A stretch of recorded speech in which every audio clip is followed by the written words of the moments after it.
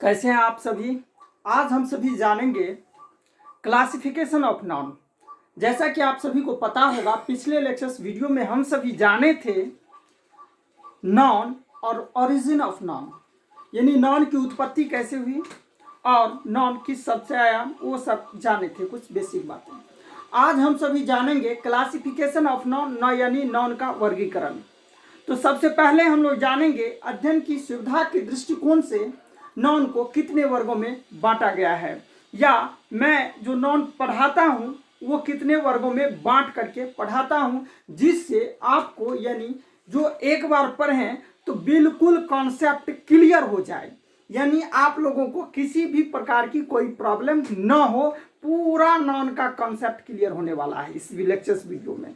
तो हम सभी पहले वो देखेंगे, तत्पश्चात ट्रेडिशनल इंग्लिश ग्रामर के अनुसार से नाउन को कितने वर्गों में बांटा गया है, और फिर मॉडर्न इंग्लिश ग्रामर से नाउन को कितने वर्गों में विभक्त किया गया है।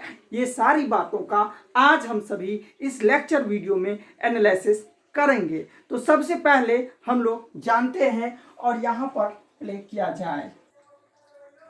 तो जैसा कि हम सभी जानते हैं अब क्लासिफिकेशन ऑफ नाउन। तो सबसे पहले नाउन का क्लासिफिकेशन यानी वर्गीकरण। आज हम सभी नाउन का ये लर्निंग ऑब्जेक्टिव्स देखते हैं, यानी नाउन जो हम सभी पढ़ेंगे तो नाउन में क्या सब पढ़ना है नहीं पढ़ना है। तो सबसे पहले हम लोग देखेंगे क्लासिफिकेशन ऑफ नाउन को, ठीक है। तो क्लासिफिकेशन का मतलब होता है वर्गीकरण, और किसका वर्गीकरण, तो नाउन का वर्गीकरण।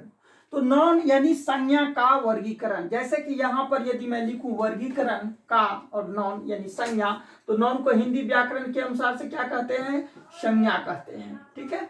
तो संज्ञा का, और यहाँ पर ये बदल जाएगा संज्ञा का वर्गीकरण। तो संज्ञा का आज हम सभी वर्गीकरण अध्ययन की सुविधा के दृष्टिकोण से हम सभी यह जानते हैं। तो सबसे पहले जानेंगे प्रॉपर नाउन। कौन सा नाउन, प्रॉपर नाउन। दूसरा कॉमन नाउन।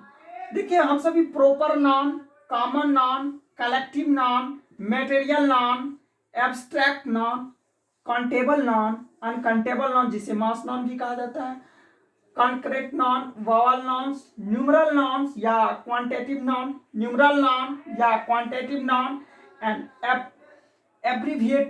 एब्रीविएटेड नाउन जो compound noun, attributive noun, foreign noun, specific noun. तत्पश्चात हम सभी नाउन, नंबर, जेंडर और केस को जानेंगे। तत्पश्चात हम सभी नाउन के नंबर, जेंडर और केस को जानेंगे। पहले समझिए प्रॉपर नाउन। प्रॉपर नाउन क्या होता है उसको समझेंगे। Common noun, collective noun. Common noun, फिर common noun, collective, material, abstract, countable, uncountable.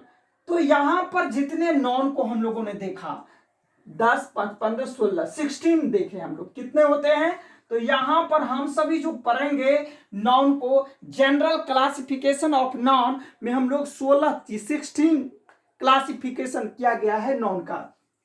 तो उसको हम सभी को अब पढ़ना है बारी बारी से, कंटिन्यूसली मैं आप सभी को पढ़ाऊंगा। तो यहां पर हम सभी जानेंगे, जब पढ़ेंगे पूरा कलेक्टिव नाउन, फिर कलेक्टिव नाउन कितने प्रकार के होते हैं, मटेरियल नाउन, फिर चेंज करना हम लोग जानेंगे। इसमें फॉर्मेशन ऑफ नाउन भी हम लोग एक ऐड कर सकते हैं। फॉर्मेशन यानी नाउन को हम चेंज करते हैं। जैसे कोई प्रॉपर नाउन है, प्रॉपर काउंटेबल है, कलेक्टिव है, तो उसको फॉर्मेशन चेंज कैसे किया जाता है। तो वहां पर हम सभी मटेरियल, एब्स्ट्रैक्ट, तो उस सभी को फॉर्मेशन ऑफ नाउन भी हम सभी जानेंगे। एक और हम लोग ऐड कर सकते हैं, तो यहाँ पर फॉर्मेशन ऑफ नाउन, या इसको छोड़ दीजिए, इसको अलग से ही हम बता देंगे।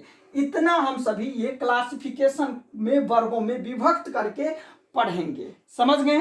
नाउन को ये 16 वर्गों में विभक्त करके हम सभी पढ़ेंगे, ये नंबर, जेंडर और ये केस। तब जाकर के मेरा पूरा नाउन का कंसेप्ट क्लियर होगा। अगर यदि हम लोग इस तरह से नहीं पढ़ते हैं तो फिर मेरा नाउन का पूरा कंसेप्ट क्लियर नहीं होगा। समझ गए। और इस पर पूरा व्याख्या हम लोग करेंगे, ठीक। चलिए अब हम सभी जानेंगे according to traditional English grammar. Traditional English grammar से नाउन कितने प्रकार के होते थे। पहले हम सभी जो नॉन कैसे पढ़ेंगे या नॉन में कितने वर्गों में बांट करके हम सभी पढ़ेंगे अध्ययन की सुविधा की दृष्टि से, वो हम सभी जाने। अब हम सभी ट्रेडिशनल इंग्लिश ग्रामर से नॉन को कितने वर्गों में विभक्त किया गया है वो पढ़ेंगे। तो जैसा कि आप सभी को पता है कि हम सभी बचपन से पढ़ते आए हैं, नॉन 5 प्रकार के होते हैं। नॉन 5 प्रकार के होते हैं: proper noun, common noun, collective noun, material non and abstract non. Proper noun, common noun, collective, material और एब्स्ट्रैक्ट, ये 5 प्रकार के नॉन हम सभी ट्रेडिशनल इंग्लिश ग्रामर से बचपन से पढ़ते आए हैं, समझ रहे हैं। और यही 5 वर्गों में नाम को यानी कि नाम को विभक्त किया गया है। नाम, नॉन का मतलब नाम, संज्ञा, हिंदी व्याकरण के अनुसार से इसे संज्ञा कहते हैं, या इसका यदि यू कहें तो इसे हम सभी कहते हैं नाम को। नाम को उसे 5 वर्गों में विद्वानों ने विभक्त किया है। वो कहां पे? तो ट्रेडिशनल इंग्लिश ग्रामर के विद्वानों ने परंपरागत, जो हम लोग कहते हैं ना ये मेरा परंपरागत है, तो परंपरागत इंग्लिश के विद्वानों के अनुसार से नाम 5 नाम को, किसको? तो नाम को 5 वर्गों में विभक्त किया गया है, समझ गए। अब इसी के आधार पर फिर हम सभी जानेंगे मॉडर्न इंग्लिश के विद्वानों ने नाउन को कितने भागों में विभक्त किया है। ध्यान से समझिए, मॉडर्न इंग्लिश के विद्वानों ने, यहां समझ गए। अब हम सभी देखेंगे मॉडर्न इंग्लिश के विद्वानों ने मॉडर्न इंग्लिश, अब हम सभी जानेंगे मॉडर्न इंग्लिश के अनुसार से। मॉडर्न आधुनिक इंग्लिश यानी आधुनिक अंग्रेजी के ग्रामर के विद्वानों ने नाउन को 3 भागों में विभक्त किया। कितने भागों में विभक्त किया? 3 भागों में। पहला प्रॉपर नाउन, दूसरा काउंटेबल नाउन और तीसरा uncountable noun. Proper noun, countable noun और अनकाउंटेबल नाउन। तो हम सभी जाने ट्रेडिशनल इंग्लिश ग्रामर के आधार पर 5 प्रकार के नाउन होते हैं, वहीं मॉडर्न इंग्लिश ग्रामर में नाउन को 3 वर्गों में विभक्त किया गया है। यहां तक समझ गए। प्रॉपर नाउन, अब हम सभी बारी बारी से पढ़ेंगे, सभी नाउन को पढ़ेंगे। यहां पर हम सभी एट ए ग्लांस समझ लेते हैं। काउंटेबल नाउन के बारे में समझिए। ये जो मॉडर्न इंग्लिश के विद्वानों ने काउंटेबल नाउन और अनकाउंटेबल नाउन बना दिए, तो इसको थोड़ा सा समझिए। सी पर होता है कॉमन नाउन और सी से कलेक्टिव नाउन। याद रखिएगा, ये कॉमन नाउन और कलेक्टिव नाउन जिसे काउंटेबल नाउन कहा जाता है। कौन सा नाउन कहा जाता है? Countable noun. कॉमन और कलेक्टिव को विद्वानों ने काउंटेबल नाउन का संज्ञा दे दिया, और ये जिसे हम गिन सकते हैं वह काउंटेबल, और जिसे हम नहीं गिन सकते हैं वह अनकाउंटेबल। तो गिनने में कॉमन और कलेक्टिव आ गया, समझ गए। और इसी तरह से तो मटेरियल और एब्स्ट्रैक्ट प्रायः अनकाउंटेबल नाउन होता है, समझ गए। और किसी खास नाम प्रॉपर नाउन होता है। लेकिन एक बहुत ही अच्छे विद्वान थे किशोर वाजपेयी, जिन्होंने यह बताया कि नाउन सिर्फ एक ही होते हैं, और वह होते हैं कॉमन नाउन होते हैं। एक विद्वान है किशोर वाजपेयी, जिन्होंने यह निष्कर्ष पे बता दिया कि नाउन की संख्या कितनी है? सिर्फ एक है। और वह कहते हैं वह एक कौन सा नाउन है? तो वह कॉमन नाउन है। जैसे उन्होंने कहा कि एक बच्चा जब जन्म लेता है तो वही बच्चा को हम लोग चाइल्ड कहते हैं। सपोज यहाँ पर लिखते हैं चाइल्ड या बेबी या कुछ नाम रहता है किसी भी एक बच्चा का नाम, लेकिन उसका नामकरण हम सभी आकर के करते हैं, है ना। तो ये नामकरण कर दिए, उस बच्चा का नाम हो गया मोहन, तो यह मोहन क्या हो गया? प्रॉपर नाम हो गया। यदि उसका नाम हो गया सिमरन, तो वह सिमरन कौन सा नाम हो गया? प्रॉपर नाम हो गया। यदि उस बच्चा का नाम बांसुरी हो गया, तो वह कौन सा नाउन हो गया? प्रॉपर नाउन हो गया। समझ रहे हैं? ठीक इसी बात से तो यहाँ पर ये तो प्रॉपर, इसीलिए विभिन्न नाउनों का यानी और थिंग्स में ही यदि बात किया जाए तो हम यदि कहते हैं पेन, कलम, अब यहाँ पर कलम कह दिए तो यह कॉमन नाउन है, लेकिन इसी में कलम के यदि की बात की जाए और कहा जाए पारकर की कलम, तो पारकर किसी खास कलम का नाम है, इसीलिए यह प्रॉपर नाउन हो गया। समझ रहे हैं? नाउन का कॉन्सेप्ट समझिए। प्रॉपर नाउन क्या हो गया? यदि कोई नाउन है और उसका नामकरण कर दिया गया हो, कोई खास नाम हम सभी रख देते हैं, पार्टिकुलर नेम रख देते हैं, तो वह कौन सा नाउन होगा? प्रॉपर नाउन होगा। स्टूडेंट कहने से विद्यार्थी यानी कि पूरे विद्यार्थी जाति का बोध होता है, लेकिन यदि मैं उस स्टूडेंट में किसी का नाम कहूं सिमरन, तो वह कौन सा नाउन होगा? प्रॉपर नाउन होगा। समझ गए? थिंग्स में थिंग्स को कॉमन नाउन कहा जाता है प्रायः, लेकिन यदि उसका नामकरण कर दिया जाए, विशेष नाम, जैसे पेन है, अब पेन के बारे में हम लोग पार्कर की कलम, तो पार्कर कंपनी के बारे में बात कर लेते हैं, तो वह क्या हो गया? प्रॉपर नाउन हो गया। समझ रहे हैं? इसी तरह से ग्रुप बन गया नाउन का, तो वह क्या हो गया? कलेक्टिव नाउन हो गया। कौन सा नाउन हो गया? कलेक्टिव नाउन हो जाता है। फिर कलेक्टिव नाउन का भी हम सभी चर्चा करेंगे। कलेक्टिव नाउन को भी बांटा गया है, group collective noun, distributive collective noun, generalising collective noun. ये सारी बातों का विश्लेषण क्रमशः धीरे धीरे हम सभी इस वीडियो के माध्यम से आप सभी को देता रहूंगा। कल आप लोगों का आप जो नेक्स्ट वीडियो लेक्चर्स रहेगा वह प्रॉपर नाउन पे रहेगा। अभी हम सभी थोड़ा सा एट ए ग्लांस समझने की कोशिश करते हैं। कल मैं कुछ कॉन्सेप्ट बताया था, मैं उसको थोड़ा यानी पिछले लेक्चर्स वीडियो में आप लोग देखेंगे कॉन्सेप्ट बताए थे। एवरी वर्ड जो संसार के मैंने बोल दिया था, संसार का सभी के सभी वर्ड शब्द नॉन ही होते हैं, और उसका मैं प्रूफ दिया था। फिर मैं उसको और थोड़ा सा बताना चाहता हूं। कुछ बच्चे का मैसेज आया था कि सर उस कॉन्सेप्ट को एक बार और बढ़िया से समझा दीजिए, तो मैं फिर उसको समझा रहा हूं। पहले तो यहां पर हम सभी जानते हैं every word in the language is a noun. हम लोग पिछले लेक्चर्स वीडियो में देखे थे, समझे थे। इसको ध्यान से फिर से एक बार समझ लीजिए।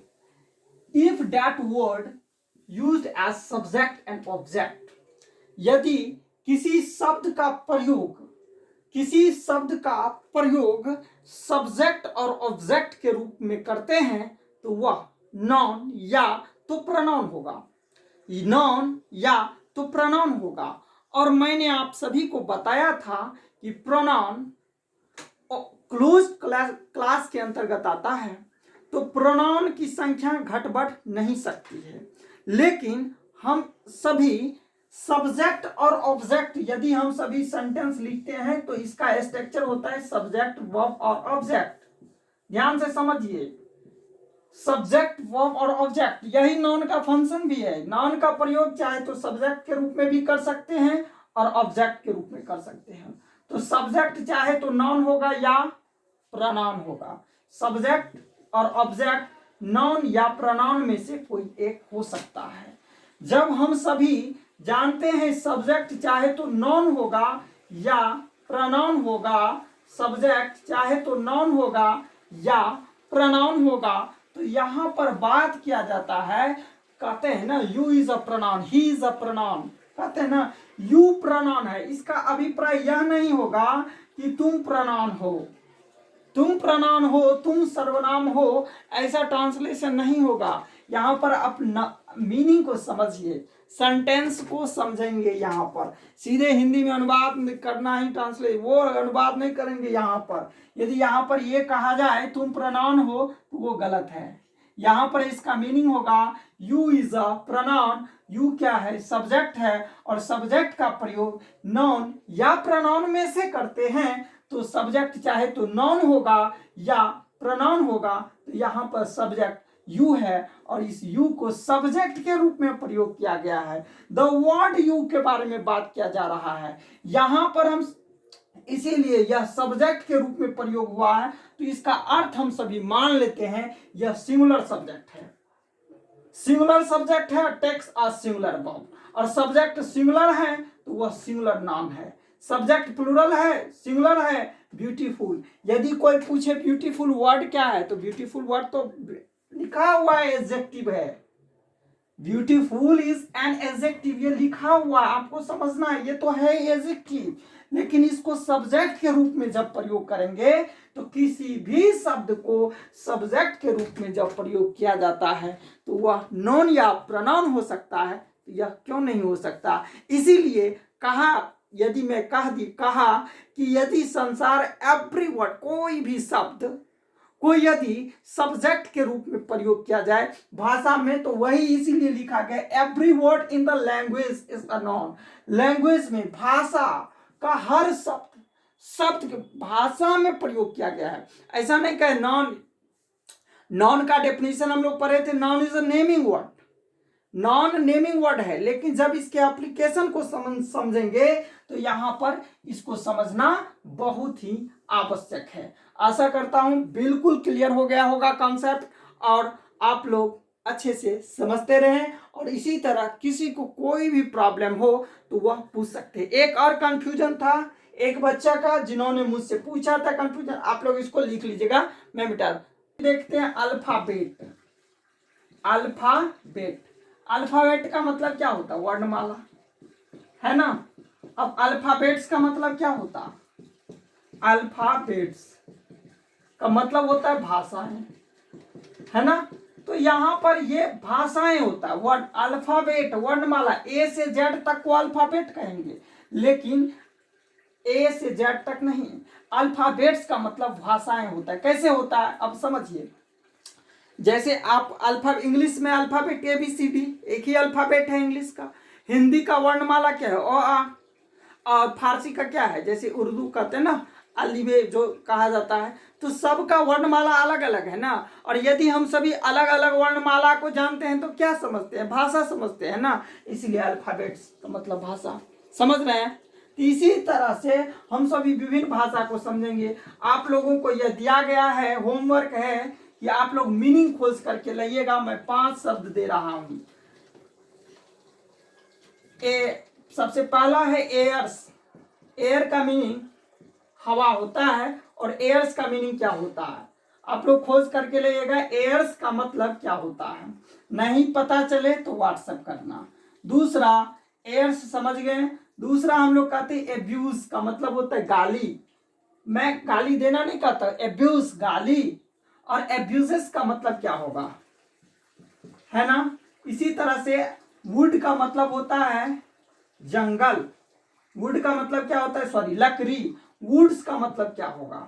और नेक्स्ट 3 हो गया, और 4 देते हैं। वाटर का मतलब होता है पानी, और वाटर्स का मीनिंग क्या होगा? आप लोगों को थोड़ा सा इसका एप्लीकेशन मैं अगले वीडियो में भी थोड़ा सा इसके ऊपर चर्चा कर दूंगा। लेकिन यदि आप लोगों को पता चले इसका मीनिंग को सेंटेंस में कैसे यूज किया जाए, इसका क्या होगा फंक्शन, तो उसको आप लोग यदि कोशिश कीजिएगा खुद से तो करना है, नहीं तो मैं तो हूं ही आप लोगों को बताता ही रहूंगा। और अच्छा लगे तो शेयर, सब्सक्राइब और लाइक जरूर करें। और आप लोग ये जो अगले टॉपिक में लास्ट में मैं इसका भी डिस्कशन कर दूंगा। Thank you. आप लोगों को याद रखिए, आप लोगों को अच्छा लगे तो लाइक, शेयर और सब्सक्राइब जरूर करें। लाइक, शेयर, सब्सक्राइब करने में आप लोग कोताही ना करें, है ना। और जितना आप लोग लाइक, शेयर और सब्सक्राइबर को बढ़ाइएगा, अपने दोस्त को बढ़ाइएगा, अपने घर परिवार के हर सदस्य को भेजिए और सबको कहिए देखने के लिए, क्योंकि ये बहुत ही बेसिक चीज है। और ये समझने से, हाँ इंग्लिश है, पढ़ना पड़ता है, पढ़ाई तो बहुत कठिन होता है ना, लेकिन आप थोड़ा सा एटीट्यूड चेंज करके सबको इस लॉकडाउन में बोलिए देखने के लिए। और प्रत्येक व्यक्ति के मोबाइल में सब्सक्राइब करवाइए। जो स्टूडेंट है और जो नहीं भी है सबको दीजिए, सबको कहिए, अपने पेरेंट्स को दीजिए, सबको बताइए जो मैं यहाँ पे पढ़ रहा हूँ, तब ना देखेंगे, समझेंगे, जानने की कोशिश करेंगे। ठीक है, thank you, all the best. आप लोग बढ़िया से पढ़ते रहें, अच्छे से पढ़ते रहें। और मैं आप लोगों को बता दूं, मैं अपने गुरुदेव डॉक्टर PN झा सर का बायोग्राफी आप लोगों के लिए भी लेकर के आया हूं। और सर का जो जीवनी है उस जीवनी को मैं आप लोगों को बताऊंगा, और वो मेरा पूरा तैयार है सेटअप, वो आप लोगों को बताऊंगा, समझाऊंगा, और आप लोगों को अच्छा लगेगा, बहुत अच्छा लगेगा। थैंक यू, और बढ़िया से आप लोग पढ़ते रहिए।